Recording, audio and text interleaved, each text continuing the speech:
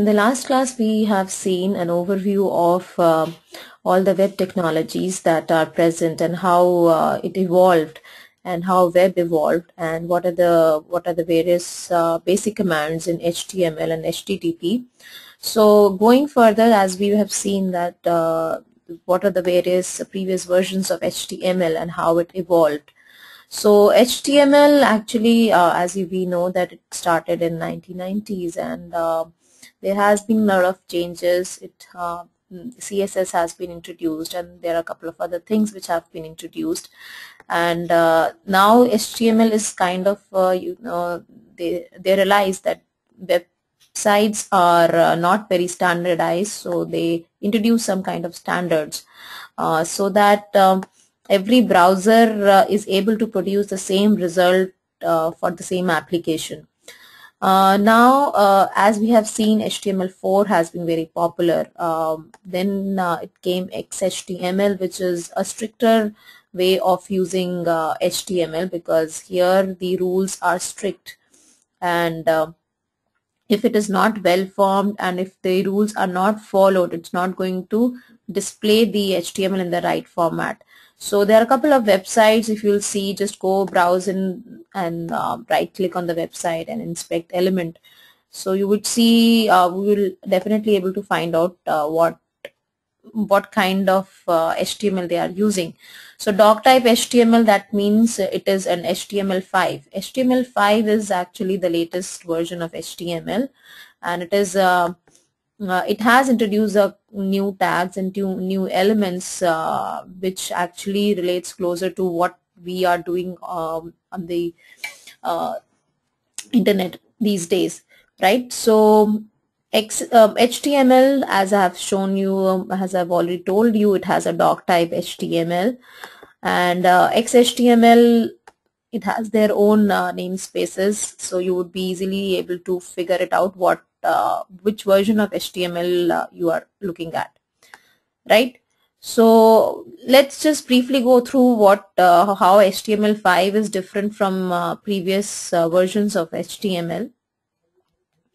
It has some new elements, some new attributes, audio video support, some local storage, and this is how your HTML5 looks like. And if you go to any popular website, again it's an even google.com, it's an HTML5. Just right click and see. Again it's the doc type HTML, that means it is an HTML5, right? So there would be some elements which are little new, but you should be able to understand what these elements means. So in future also, if your web application contains some new elements, so you can just go back to W3 Schools and find it out what these elements do, because as an automation tester, you should know what these elements are doing and how they are being rendered on the HTML page, right? So these are some interesting features: the canvas element for 2D drawing, video, audio, support for local storage, and these are certain specific elements which were not present in previous versions, and new form controls like calendar, date, time, email. So the basic form controls were text and checkbox or radio that everybody knows, but these are the some new form controls input type elements you would see in latest HTML5. So let us just briefly go through them, and maybe you can go ahead and practice on your own.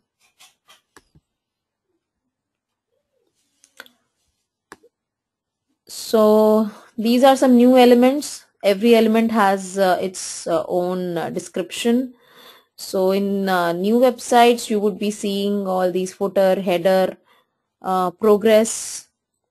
So because all these web portals are changing very drastically, so it was required that the developer doesn't spend a lot of time in writing code for doing all these things. So these became the elements of HTML5, so that he can just easily drag and drop and just put it into the HTML page. So we have, I'm just going through a couple of them which you would be using frequently.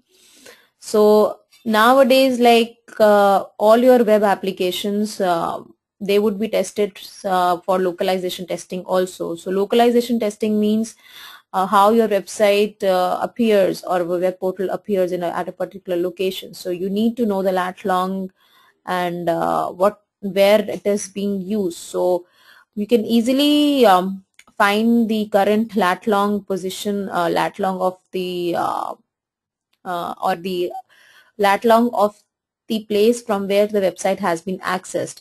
So it's a simple JavaScript code, and using a navigator object you can find the geolocation. This was not available in the previous version. You had to actually use some third-party JavaScript code to find the location of the browser, or the machine from which the application has been accessed.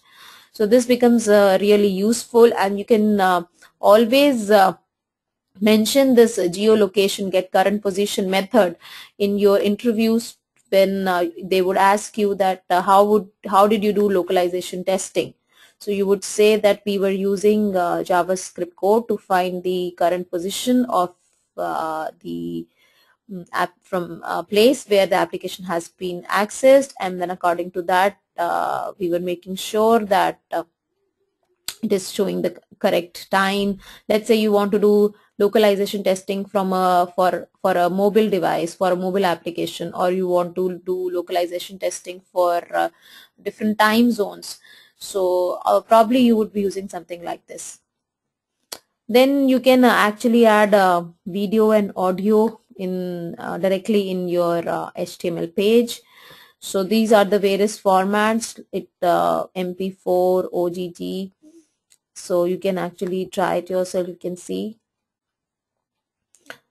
you can simply embed it gives you source, gives in source you give you the path of the MP4 file, and then you mention that what is the type of the file, and it simply plays in the browser. But one more thing that you need to understand is that all HTML, only the latest browsers, they support HTML5. If you are doing cross-browser testing, maybe an old version of Firefox or IE 7 or 8, they won't be able to display all the elements. So you have to figure it out whether your browser supports HTML5 or not. So this is again another test case whenever you are doing cross-browser testing, and you should always mention that in your interviews. Similarly, we have audio elements also, so I'm not going into audio elements. The main important thing which was introduced in HTML5 was different input types.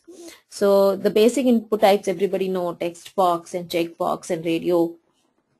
So these are the input types which really makes the life of website designers a simpler. Sorry. So for example, like if you want to display the color palette, you can simply use input type is equal to color, and if you run it, you can just simply choose the color and press OK and submit. So the color code would be received, and you can use this color code in any of your applications. So this is similarly like date. So date again, it shows a calendar, and you can actually it automatically takes care of the format and all those things, and you can just add your date. You can increase, you can decrease, so it becomes really handy. You don't have to write a lot of code about this. So we have date and time local.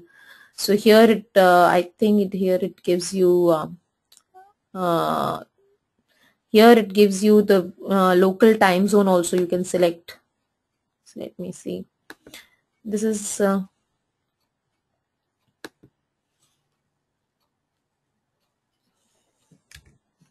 okay. You can give a date and time here, and you can submit.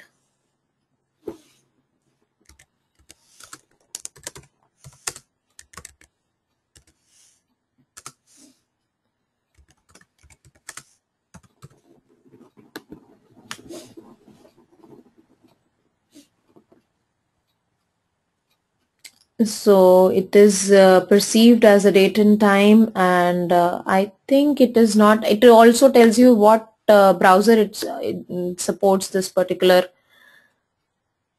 Yeah. So this date and time is not supported by all these three browsers. It is supported by Safari and Opera. That's the reason it is not displaying.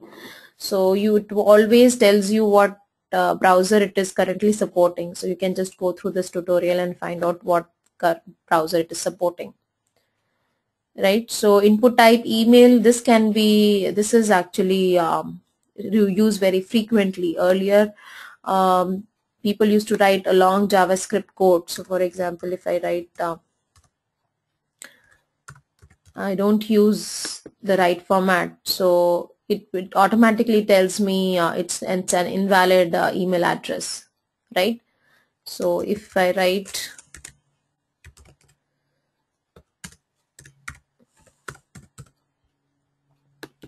then probably it would accept it, right? So this kind of error checking earlier was done using JavaScript or any service client-side scripting. Now it is part of the HTML.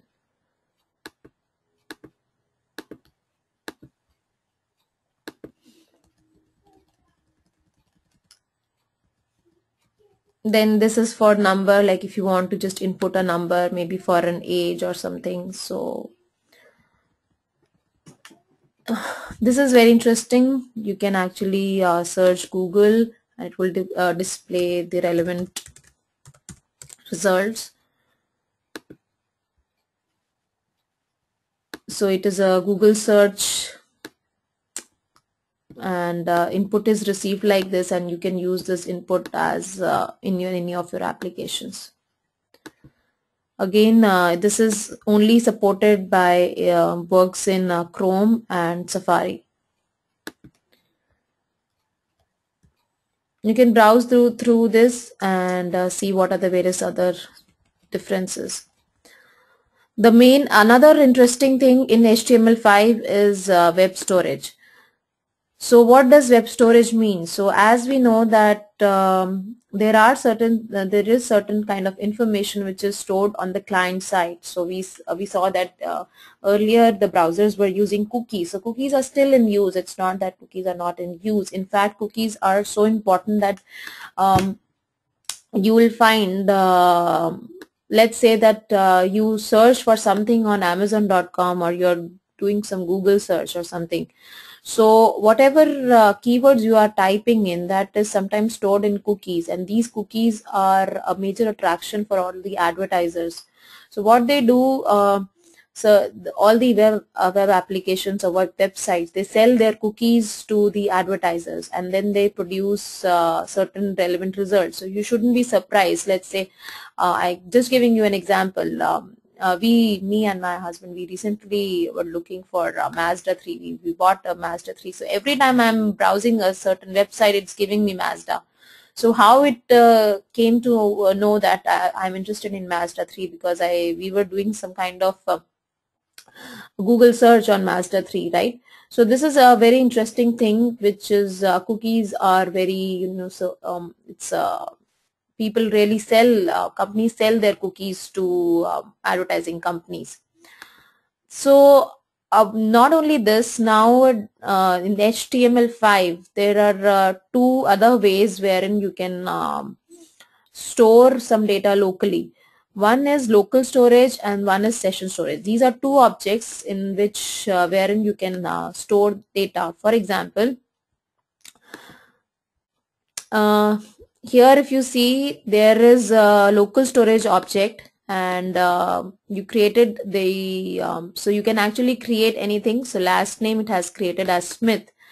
So, and when I try to access the last name, local storage or last name, it produces this particular name Smith, right? So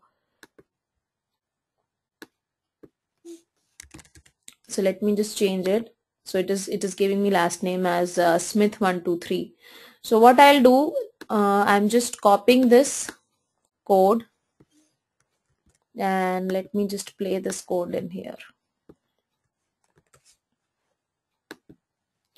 it is showing me the same thing. That means that particular variable or the last name is stored here also, like it is still relevant. So even if I remove this,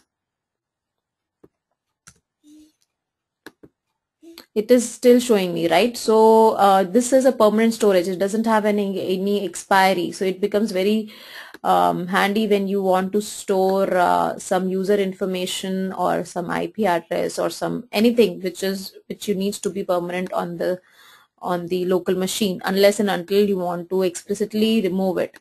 Then you have session specific storage, like you which actually expires if you close the browser or the session expires. So this is the session storage.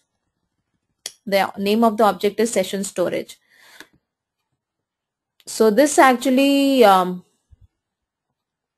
the session storage object works only until the browser is open.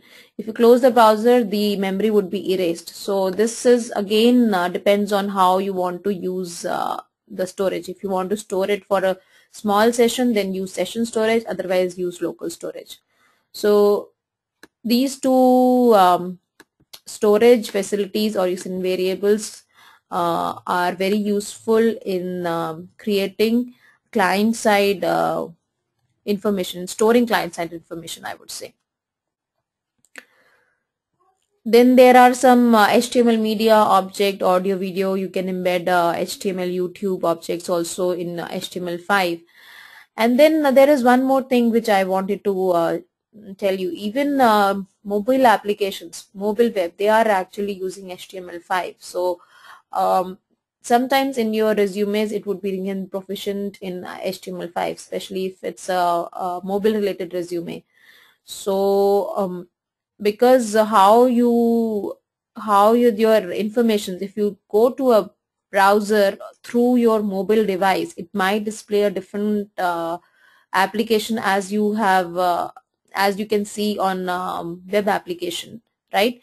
So on mobile it might be using HTML5 because HTML5 can be used on mobile devices as well. So in that case we should know what are the various things here, how all the elements work, and how audio and video are embedded and all those things. So this is you should know just an overview. Rest probably when you'll start working in the industry, you will get a hands-on experience on all these things. Then probably I would start with XML. So what is XML?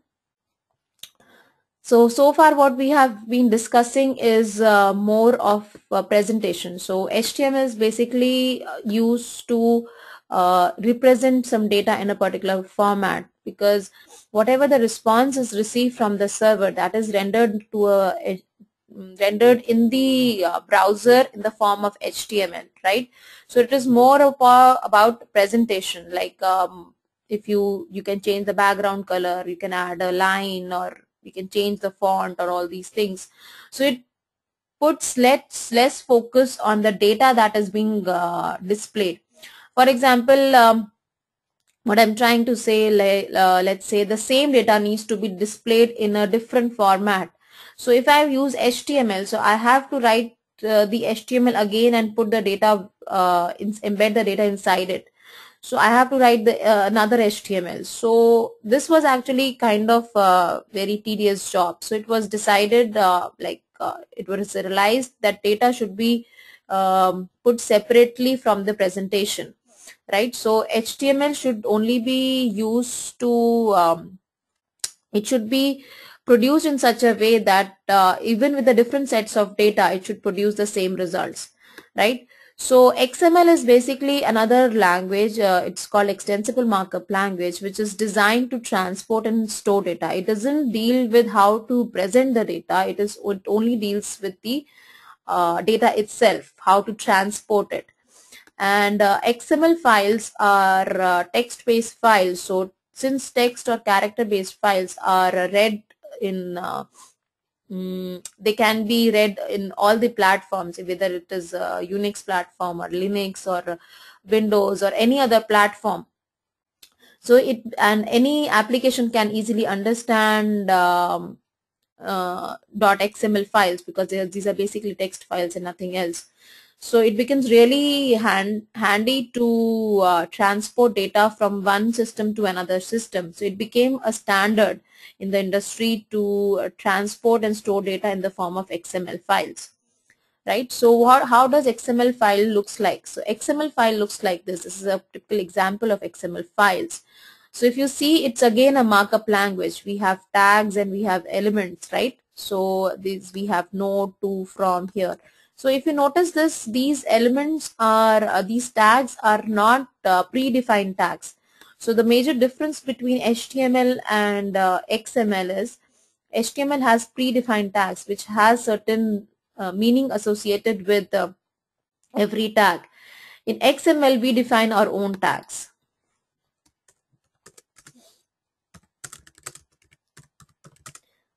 Our own tags, and the application associates meaning to those tags, right? So whenever you write an XML document, this should be your first line. So it tells the browser that it is not a simple text file or an HTML file, it is an XML file. So this should be your first line, XML version 1.0, and followed by the content. So if you see here, to, from, heading, body, and it can be repeated. So we can have like, for example, there are some examples I just wanted to share with you. So this is a typical XML files, and it can be opened in Notepad, it can be opened in browser, in any text editor you can open XML files. It looks like this, and it is again a well-formed document, means that it should be properly, there is a root element and then there are certain sub elements, and the order should be maintained. So if CD is open first, and it should be closed first before you start any other element. And if you see here, it is basically a catalog of various CDs with different sets of information. Um, so here we have 1, 2, 3, 4, 5, 6, probably maybe more of these, and the order of in which the elements are presented there, it is the same order. So we have title, artist, country, company, price, year for all the CDs. So there are different kinds of applications wherein you can parse this XML file, and you can use that information in your application. So what happens is, like, various news portals you must have seen, CNN.com, and since various news portals, they are getting information from various other companies, right? So it has a whole network. So how they are sending the information? It maybe CNN.com must have predefined a certain, you can say, a certain format, and everybody would be using that format. There would be headline, there would be a message, there would be some special remarks or something, some date or something, right? So there is a format. So people from outside, like maybe some it is getting some information from New York Times, or maybe something from Reuters or something, right? So they would be sending the information to CNN.com in that particular format, and that then CNN.com application can use that format to produce that dynamic HTML page. So HTML pages are using the data in the form of XML to transfer the information from one place to another. Himanshu has a question whether we can transfer this to Excel or databases. Yes, Himanish, we can definitely transfer it, but we need to write a program. So we have different kinds of XML parsers. So you can write your own application also. You can write your own program to parse the data, and it's a simple text data. So if you want to put it into an Excel sheet, you want to put it into a database, it depends on you. So if my application is receiving data in XML. So once it has reached my application, so it depends on me how I want to store that data. I might be storing the data in XML itself, or I would be extracting information from that XML and putting into my format into my database. So it depends on how my application works, deals with that data. If asked as a question, how do they decide to use HTML or XML? So HTML and XML basically serves different purposes. HTML is for presentation of data. XML is transfer of data, right? So they work in conjunction with each other. So they have different purposes. Okay. So still, if there is a web application or web portal where some data is static, it is not changing, right? Uh, then probably they might use HTML. See, HTML would be used, but still they would be getting that information from XML.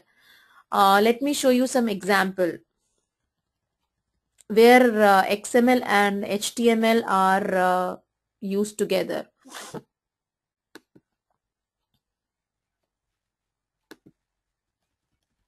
Okay, so let's see this example.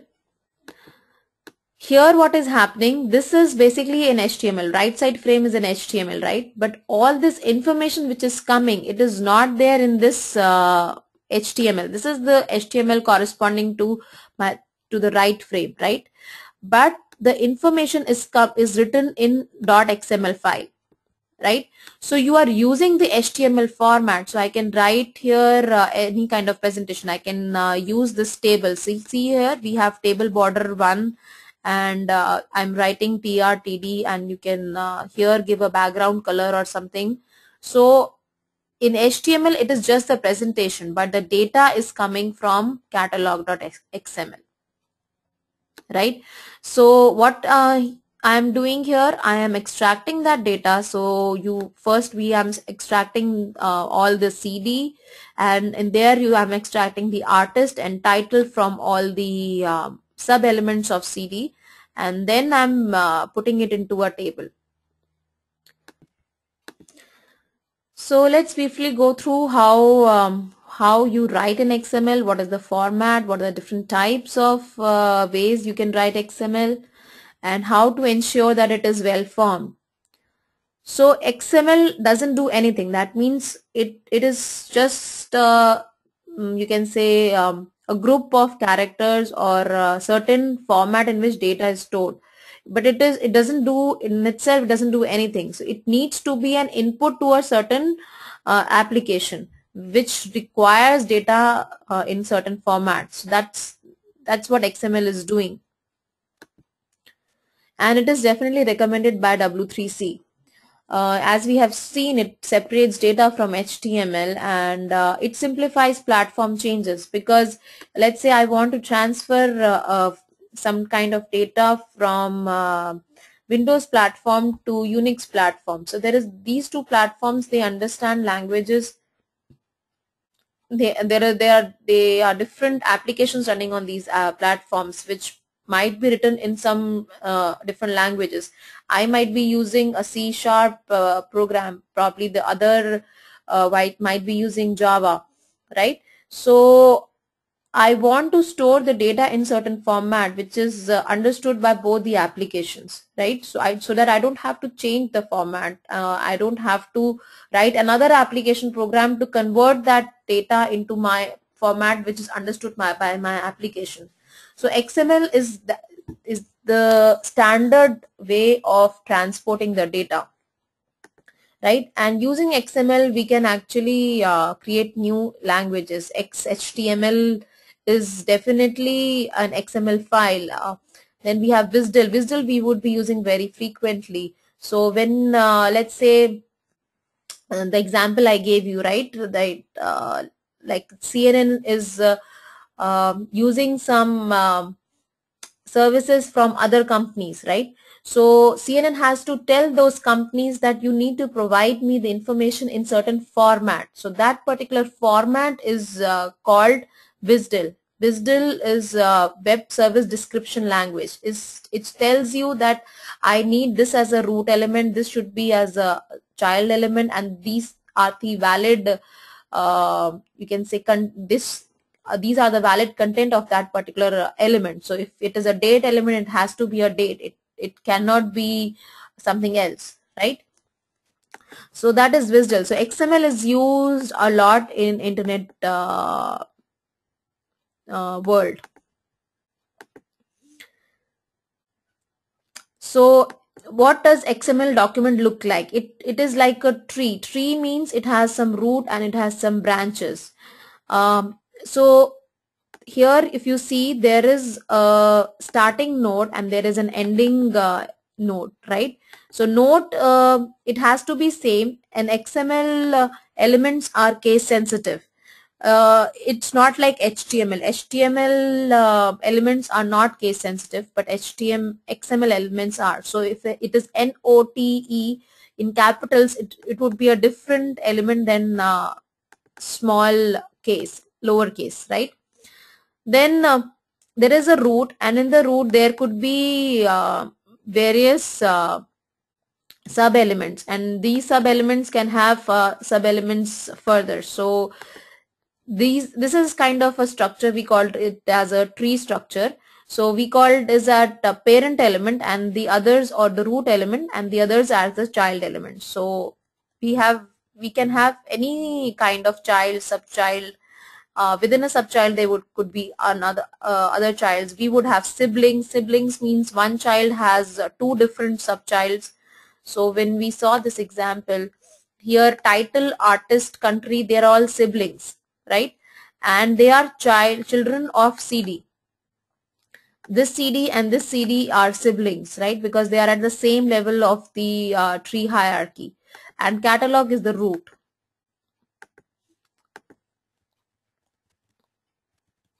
So this is another example. Here also if you see, bookstore is the root, and book is the child element, which has it's another child level of elements: title, author, price. And if you see there, every element, they might have a text associated with, or they may not have. So for example, price has a text associated with it, 30, right? But book, if you see, does book has any text associated? No, it doesn't have. So an element, or in the XML document, may have a text associated with it, or it may not have. Some elements might have some attributes. So if you see, category is an attribute of book, right? So what does an attribute, and how is it different from child element? So same information you can use as an attribute and as a child element. I could have put category as a child element also. But if the values of a certain element or a certain attributes is a kind of is fixed. For example, book category can belong only to cooking, children, and web. So there is no point creating it as a child element. It's better to make it as a attribute, so that these attribute values are fixed. So it is a guideline. It is not a, you can say, it's not a rule that you need to make it as a attribute only, but the purpose is you have to send the information in certain format. So what format, it depends on how your developer is trying to create the XML.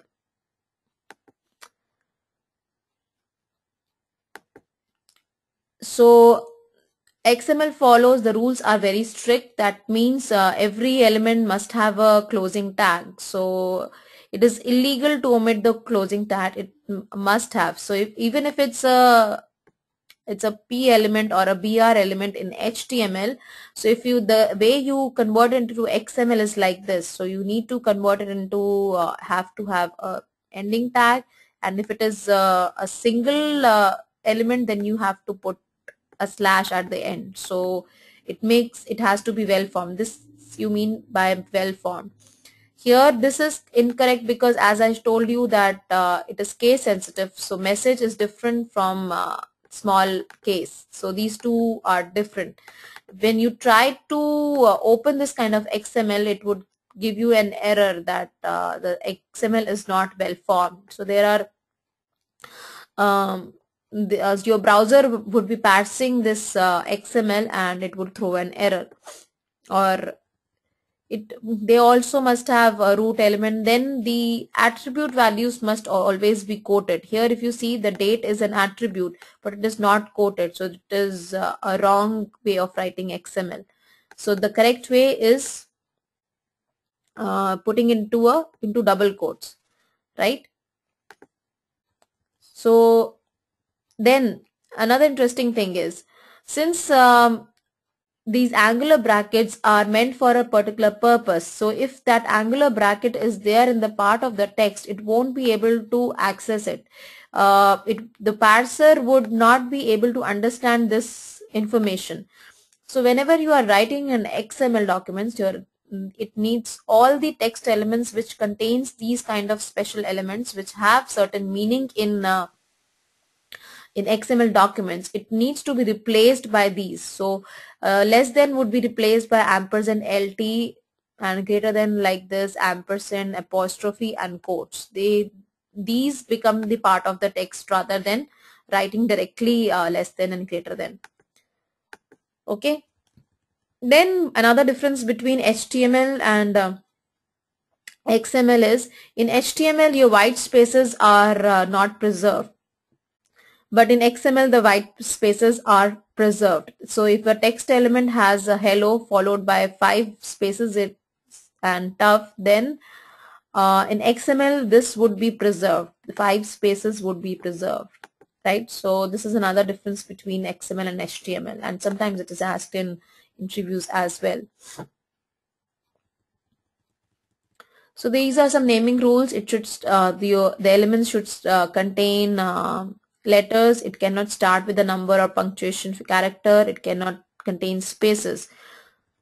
Then the most important thing, XML, what is means? Extensible markup language. One most important thing is, even if when you change, when you extend, when you add more elements in an XML document, it doesn't break the current functionality. For example, if you have this set of information, you have note to, from, body, note, right? And using this XML, this HTML is generated and it is extracting all this information from there. Tomorrow when you want to add something else, some in this particular XML, heading is being added, still since all the other information is already intact, it won't change the HTML which is using this this XML.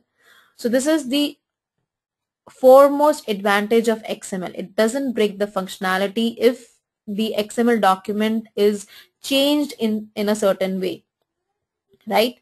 Because it is well formed, and if I add more elements, then the content which is already there is not being changed. Then as we have told you, some elements might have some attributes associated with it. So as we have seen in HTML, like image has an attribute source, anchor has an attribute href. So in this XML, person can have any, like this is a particular element which has a certain attribute, and generally as I've told you, attributes, the information which is there in the attribute can be put as a child element as well, but it is preferred if it is having fixed values. So a sex can be male or female, right? So it has certain fixed values, so it is part of a set, so it's better to make it an attribute rather than a child element. Okay.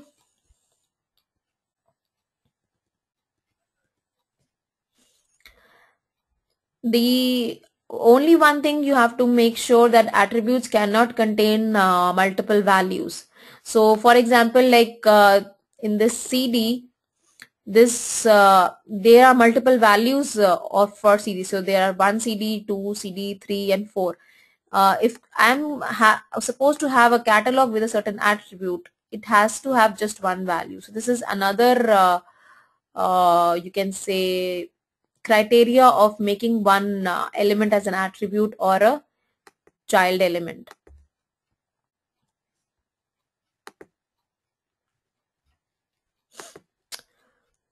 Okay, so a, whenever an application is transferring or creating an XML document, it needs to be validated. That means since it's a well-formed document, it follows certain rules. So it needs to there should be some application or some program which validates the XML documents that that this is the information which is correct and it is well formed. For example, I want as I've told you, this is a particular format in which I want the information. So there has to be a certain document which holds that information, holds the structure of that information. So that document is basically we called either it is a defined as a DTD, document type definition, or it is defined more popularly as XML schema.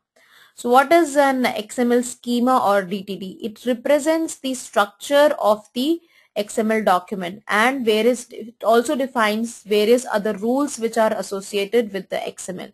So it's not only a well-formed document, there are other rules also. For example, let's say there is a element age, and I want the only values which are valid values is 18, between 18 and 50.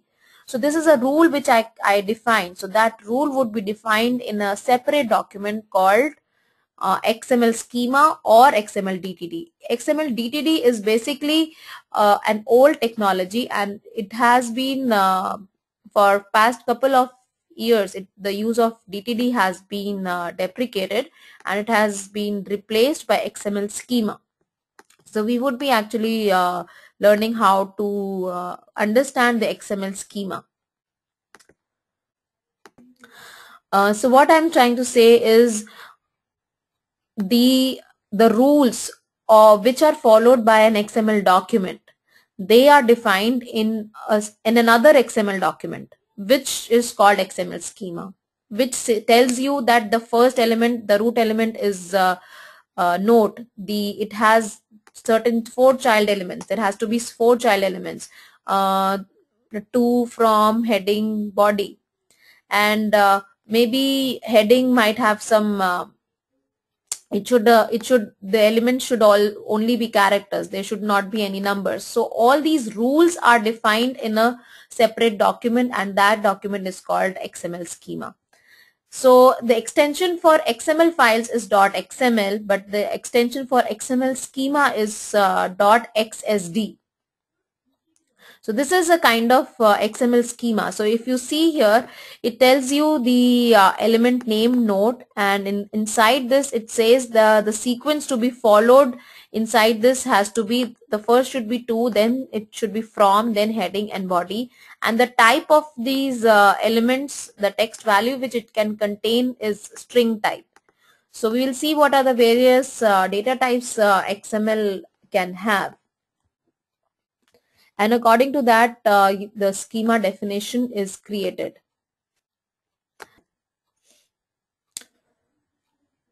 Then since as we know that XML is only meant for data transport, but you can still put some styling on that using another you can say feature or technology called XSLT.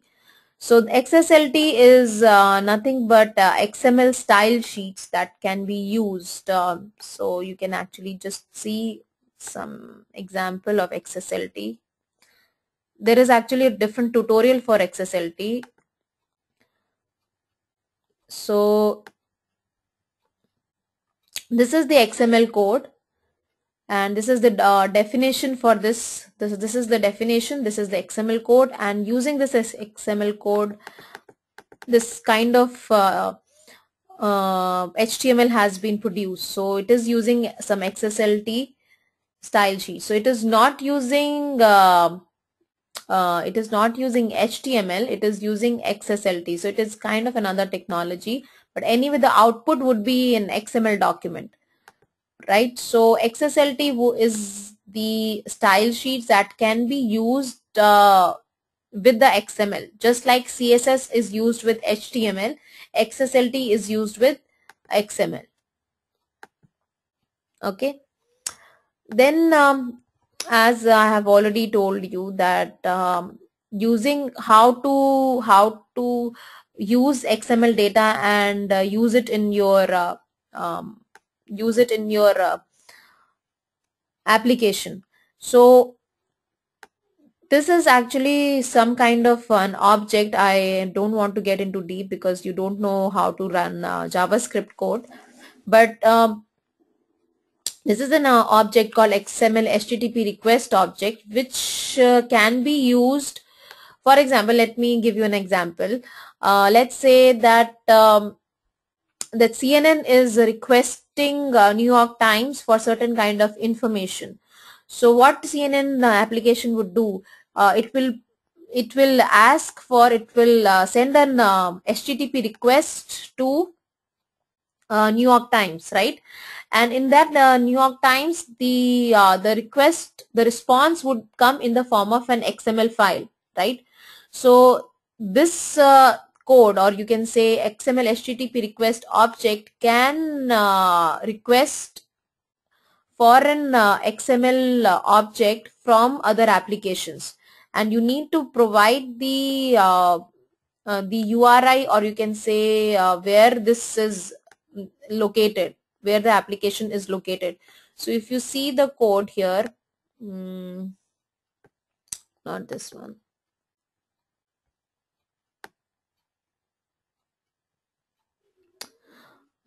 Maybe in XML examples, probably I would be able to.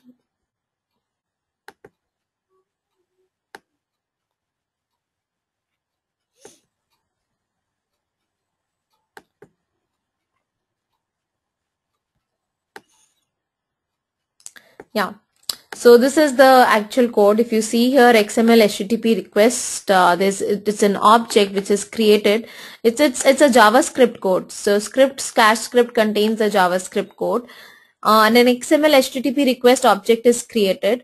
And this particular, if you see node.xml, here it is residing on the same machine, but you can give sender get request. So what it is doing, it is basically sending an HTTP get request to this resource on the server.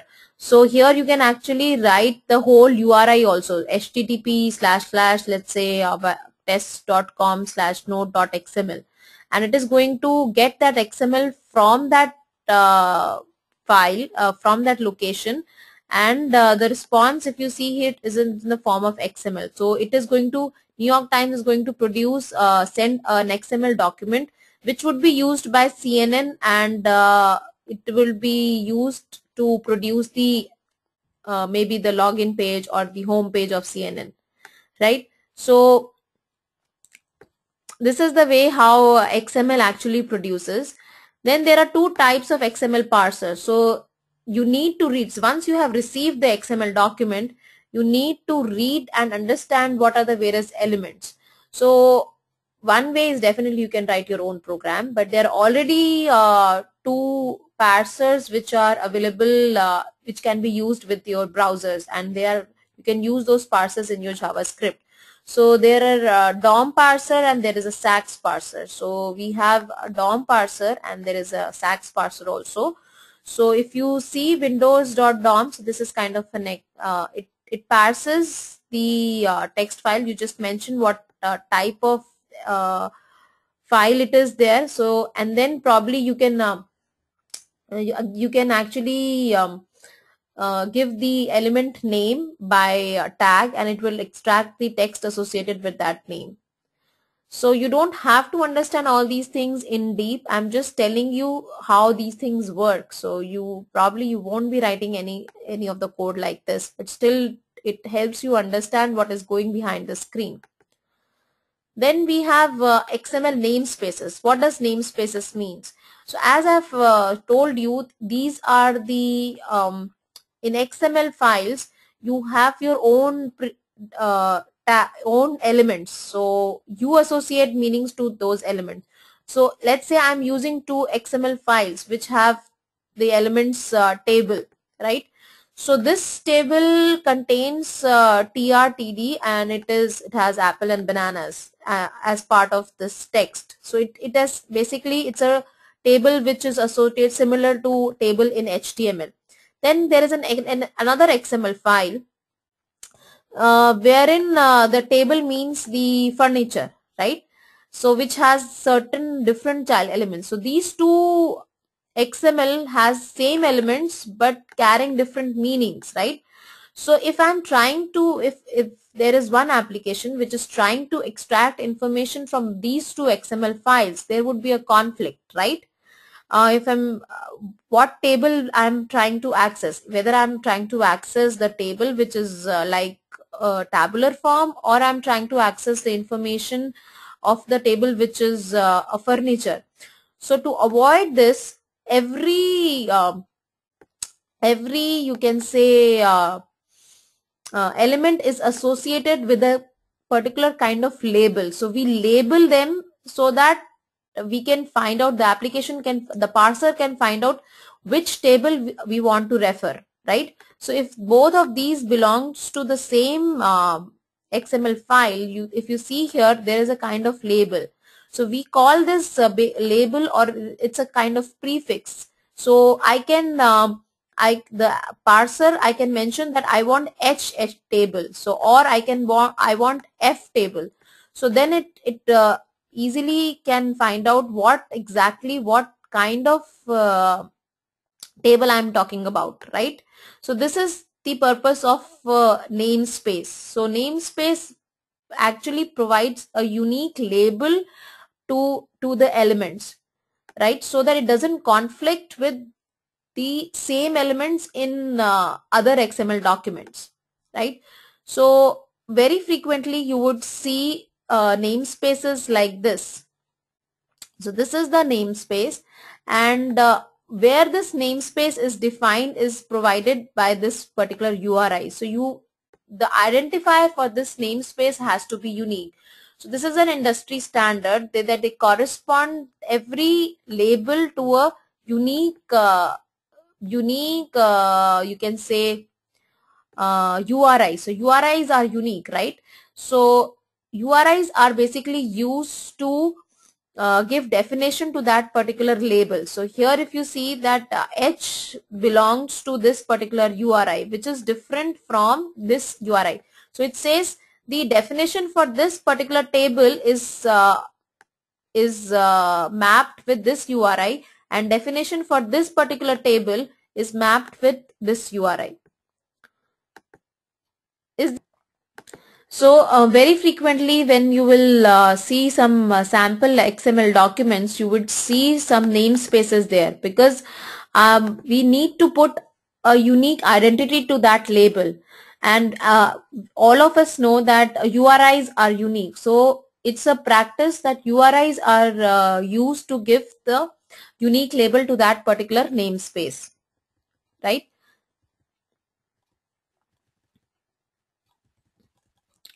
So in real world, you would be seeing this kind of an document.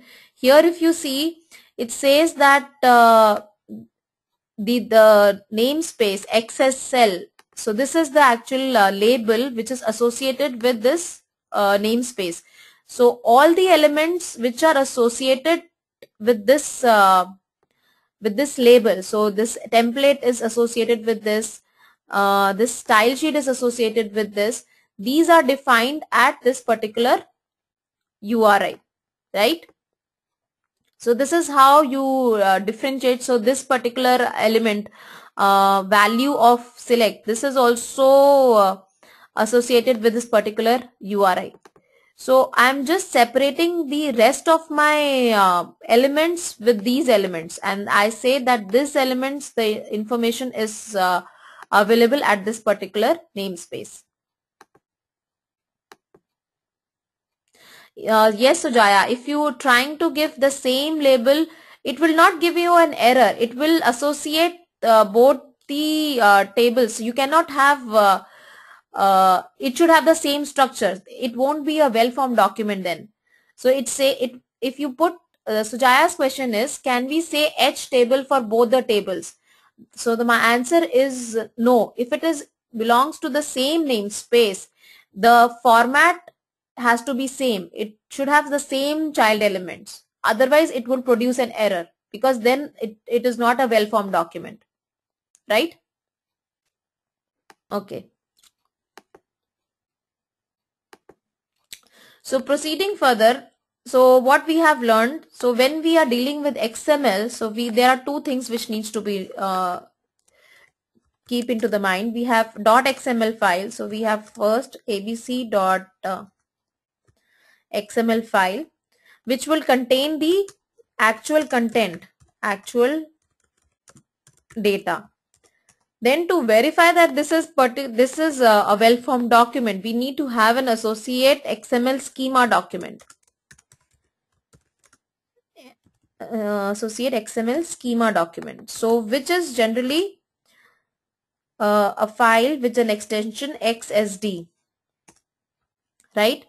And where this schema document is associated, it is defined in XML namespace. So your .xml file would have an attribute XML namespace where it is going to tell you where you can find the definition for all the elements which are used in .xml, right? Then moving on to other parts of an XML, sometimes there are certain things which you don't want the XML parser to be parsed. Those kind of things you put into C data element. So let's say I want this to be as a content of some element, right? Now this contains a lot of less than and other things which I don't want to change. So I don't want this part of the information to be considered as XML data. So I put this into C data element. So a lot of times when you will be dealing with XML, so responses are coming in a form of C data elements also. Sometimes if the response is too long, let's say there are so many elements in child elements and there's a single value for that list, they are not repeated but there are too many, then also some applications, they produce data in C data format.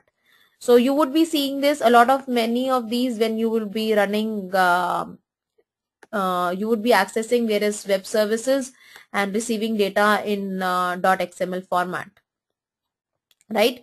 So what is C data? C data is basically the unparsed character data inside an XML file.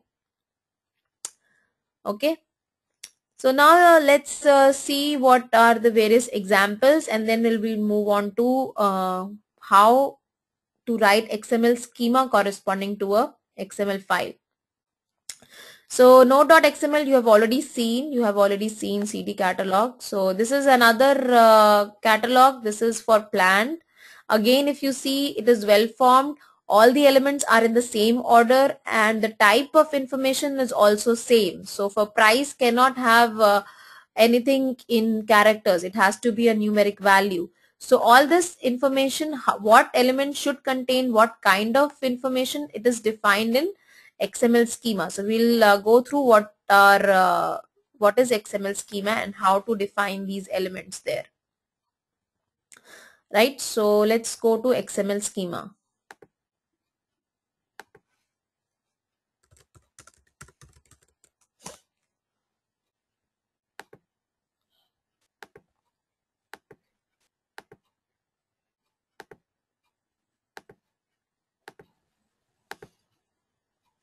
Okay. So as I've told you, XML schema is an XSD, so .xsd file, which is something like this. So it would contain, again, everything in XML world is in XML. So even the XML schema is again an XML file. So since it is an XML file, it has to start with this particular line which tells you that this is an XML file, right? So, and then it also tells you, since all the elements here, they have a certain definition, it has a certain meaning associated with it, and that meaning is defined again in an some kind of schema definition which is placed at this namespace. So that is the reason this is a fixed namespace. If you see w3.org, so most of your XML schema, the definitions would be defined by this. So all the XSD documents would have XML namespace there, because this is W3 is the organization which decides that what is the meaning with element, complex type, sequence. So these are all predefined, right? And that definition is stored at W3 consortium, right? So this is the kind of thing. This is a basic schema definition for the XML document which we were using. It says that note is the root element, if you see here. Then it is of complex types. Complex type means that the elements can be simple type or a complex type. So XML elements can be of simple type or complex type. So what does simple type means? A simple element does not contain any attribute. If it does not contain any attribute or a child element, then it is a simple element. Otherwise, it is a complex element. So for example, here when we were looking at XML examples,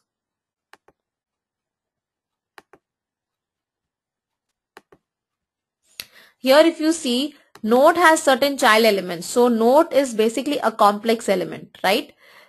2 does not have any child element. It does not have any attribute. So it is a simple element, right? So this is how you can differentiate between simple elements and complex elements.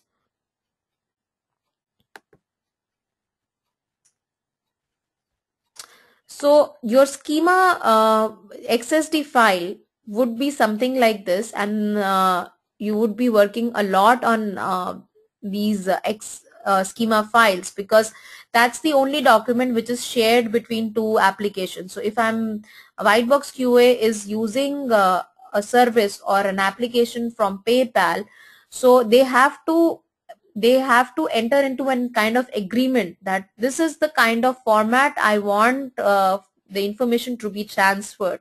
So that is basically also called as WSDL, or web service description language. So WSDL is nothing, it's an XML schema document. XML schema document for the web service, right? So to understand the schema document, you need to understand a couple of things. So again, it's an XML file, so it has to be start with the XML version. Then if you see here, since it is a schema, so it has to be this this namespace would be there, XMLNS, because all the information is defined at this particular space. Then it says target namespace is equal to this. What does it mean? It means that the XML which is using the schema, that XML is located at this particular namespace. Is this clear? So we have two things. First, we have XML document, XML schema, and there is an XML abc.xml, right? So both these are XMLs. Both have their own namespaces. The namespace for XML schema is W3 consortium, right? Because whatever the information, whatever the elements that are defined by W3, right? So we have this XML namespace http w3.org, right? Then what about the namespace of this? Where is this definition? So this again has a certain namespace associated, right? That is the target namespace you define in your schema document. It says that all the XML files which are using this particular schema, they have this particular namespace, right? So your schema, your main XML file, see here, this is your main XML file. If you see the schema namespace here is w3schools.com. It says that to, from, heading, body, note, all these have a namespace w3schools.com, so that it does not if I'm writing another XML which has two from headings, so it can differentiate between these two tags. Okay, then we have default namespace XML-NS. So as we saw in previous example, we were actually putting H and F with every element. If all the elements belongs to just one namespace, so we can just use a default namespace, right? So if I write here, if you see here in this particular XML document, I named this as a default namespace so that all the elements belong to this, all the child elements, they are from this namespace only. So I don't have to write here, some prefix, right? So that is what it is mentioned by XML-NS, which gives you the default namespace. Then there is a attribute called element form default. This indicates that any element used by XML instance documents which were declared must be namespace qualified. That means if today I'm creating node.xml, tomorrow I would create note1.xml, maybe note2.xml. So all the documents should have this XML namespace defined in their XML files, right? So that is meant by element form defaults. This is in real world business, you would always find element form default is equal to qualified, so that all the XML files, they form the fixed format. So it should not receive any data which does not adhere to that particular format, right? It forces all the XML to use this particular namespace. Then we have XSD elements. So as I have told you, there are simple elements which don't have any child elements or any attributes, and they are defined like this. So last name, it has just the text value, right? So these are defined like this in your XML schema document. That element name, the name is last name, and the type is string. So these are the certain built-in types. So we have string, we have decimal, integer, boolean, date and time. So string, as you know, it can take any alphanumeric characters. Decimal says that it can take decimal values. Integer, only whole numbers. Then boolean, only true and false. Date is the date format, and time is time, right? So these are certain built-in data types that any element can have. Then we have some default and fixed values. What is the difference between default and fixed values? Okay, so difference between default and fixed. So default means if you do not provide any value for that element. For example, let's say last name, I do not write anything here. So if in schema, if it is defined as red, then automatically this element would take the value as red, right? Fixed value means if you write in schema fixed is equal to red, then it means that it cannot take any other value other than red. So it has to be red always. If it is not red, then it is not it won't be validated against the schema. It would invalidate against the schema. So this is the difference between default and fixed. So default values can always be changed. Only it is there. If it is not present, then it would give fixed, cannot be changed, right? Then we have attributes. So as I've told you, every element can have certain attribute, but it needs to be again defined in the schema. That and then here it is not an element, it is an attribute. So you would see, let's say here the attribute is lang. So it would be defined as XS attribute name is equal to this, and what is the type of the attribute. So again, the attribute can take any of these built-in types. It can be a string, decimal, integer, whatever it is, right? And then again you can give default and fixed values to attributes. Okay. Then we have restrictions. So restrictions actually define additional rules on your element.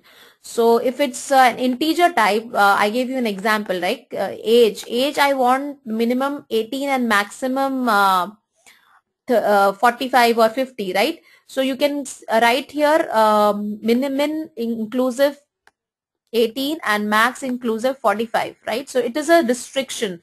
So you are restricting the values of for that particular element. For another, if you want it to be a part of a set, right? So let's say here the model could be Audi, Golf or BMW.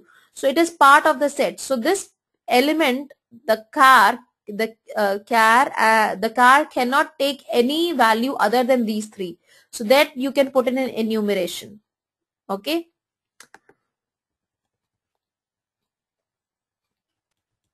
Then you can actually restrict on a series of values. For example, these are regular expressions you can use. So regular expressions means that this pattern should take only lowercase. The value can only be in lowercase. Here this means that there could be only three characters. So three characters, and that also it has to be in capitals, right? So these are various types of restrictions you would see in your XML schemas, right? So a regular expression, you can have white space characters. So you can have the restriction on the length. So if it is an X strings, let's say I am storing, I'm sending social security numbers. So it apart from 8 numbers, there are two, let's say dashes. So the total length is 10. So I want to restrict the length to 10. So it cannot be more than 10. So I can use put that into the schema definition.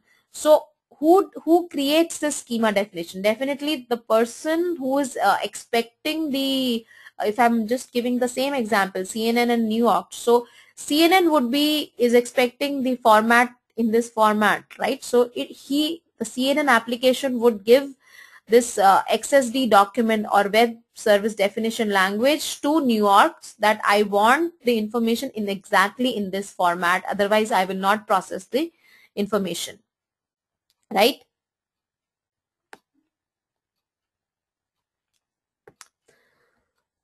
Then we have complex types. So complex types contains it can be empty elements. Empty elements means like this, it does not contain any text value, right?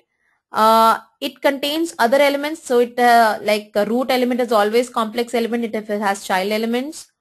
Elements that contain only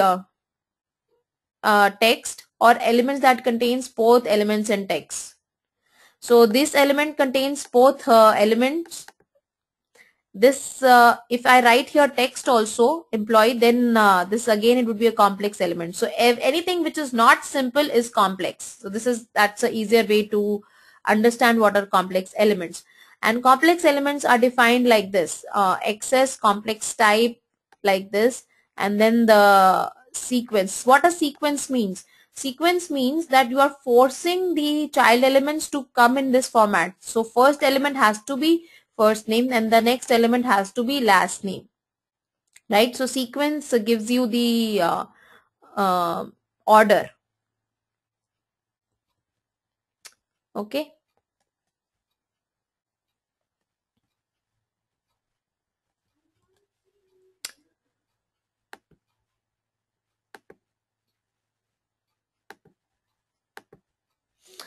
Simple example is just like this. Sujaya wants an example of simple element.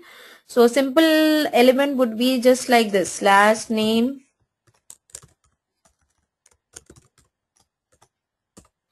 last name. So this does not contain any child element, right? So there are no child elements of last name, and there are no attributes for last name. So this is basically a simple element. It just contains a text value. Okay.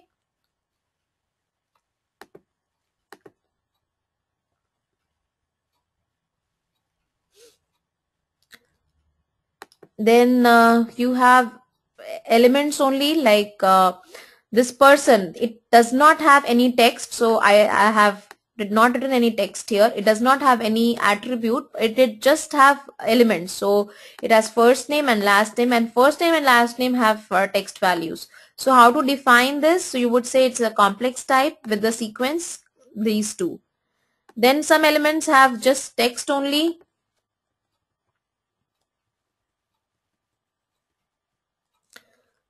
So this is another example. It is a shoe type, and it has text only, and the text also contains an attribute called country.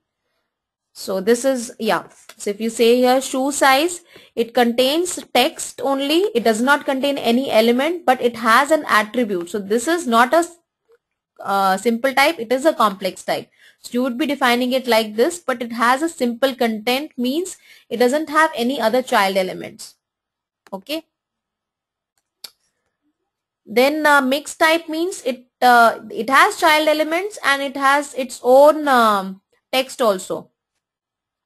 So for example, here in this letter, you have this text, dear Mr., and then followed by a child element. Then you have again have some text and followed by this child element. So this is kind of mixed. It contains both.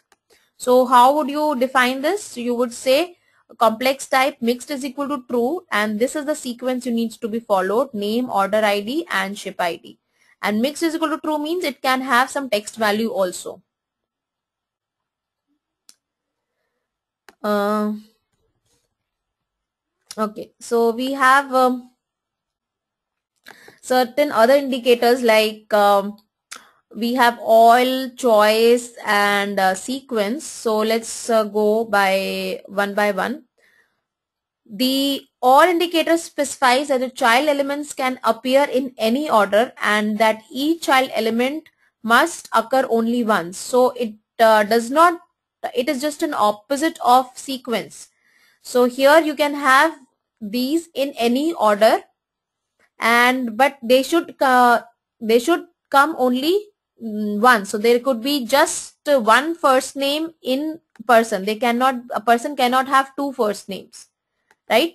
Then we have choice. Choice means options. So either this or this, right? So either the element person should be, it should contain a child element as employee, or the person should contain the child element as member, right?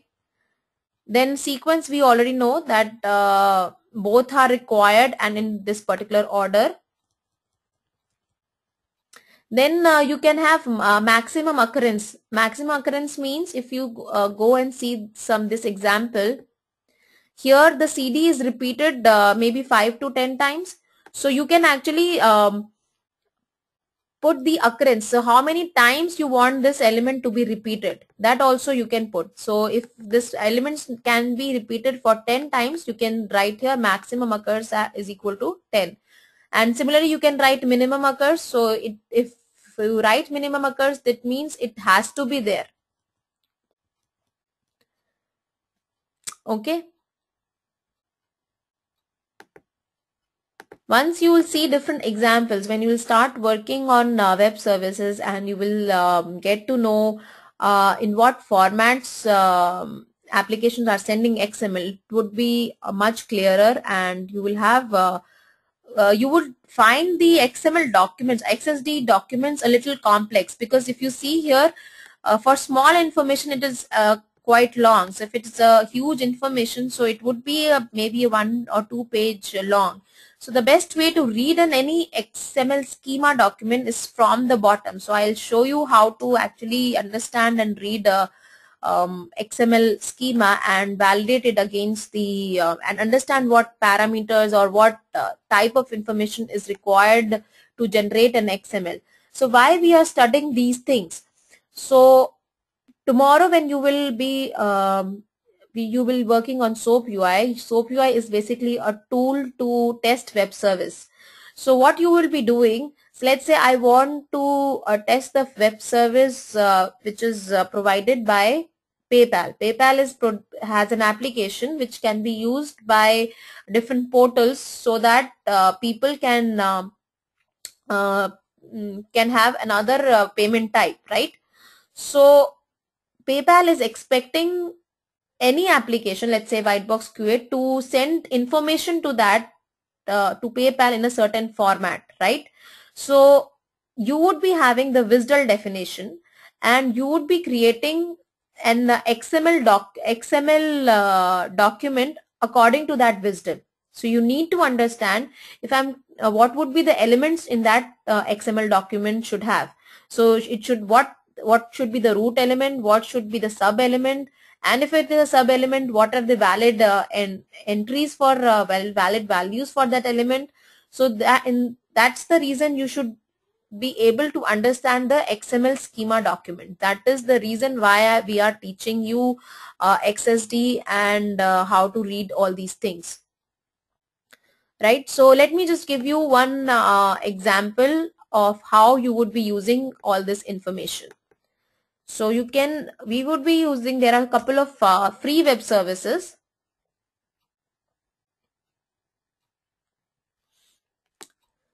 And this is a portal where you will find a couple of web services. Let's say stock code. I want to find the stock code.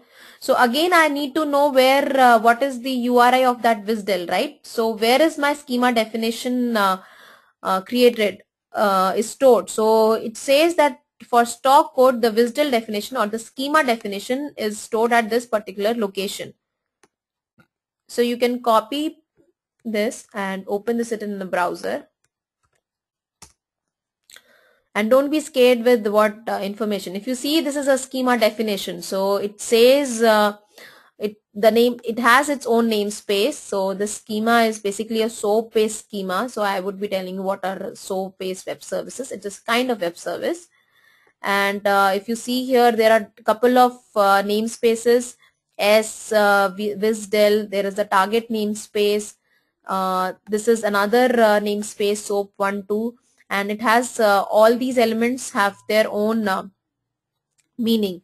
So if you see here, we have types, element form default is equal to qualified. That means this has to be there in your XML document, right? Then you have seen minimum occurs, maximum occurs. That means this particular get code document can occur only just once. Then let me show you some few other things.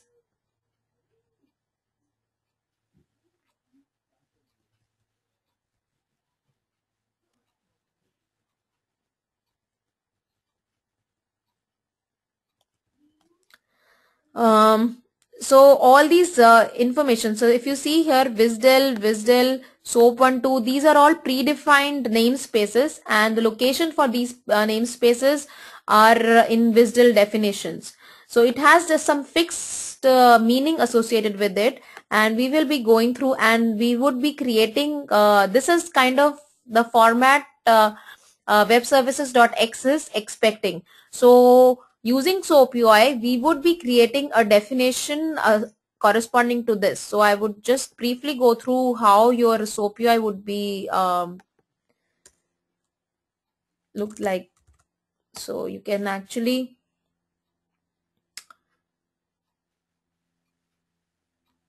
download SOAP UI from soapui.org. So for the next class, so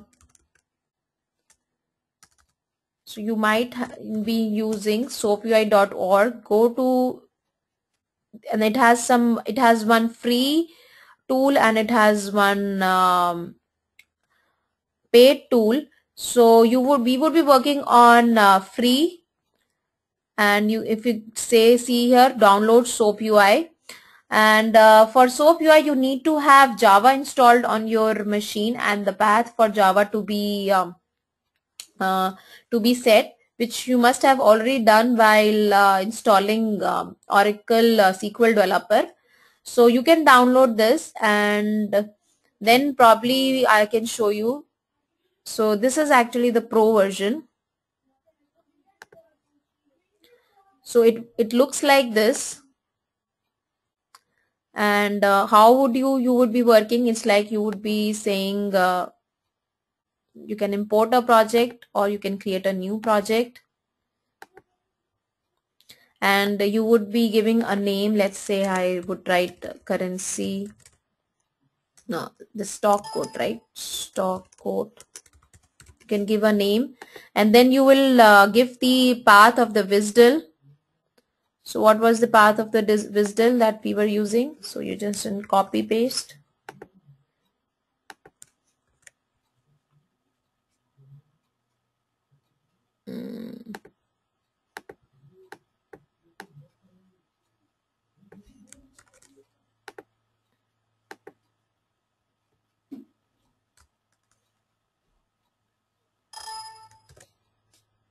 And press OK. So if you see here, it already provides you a sample request. It automatically creates a sample request.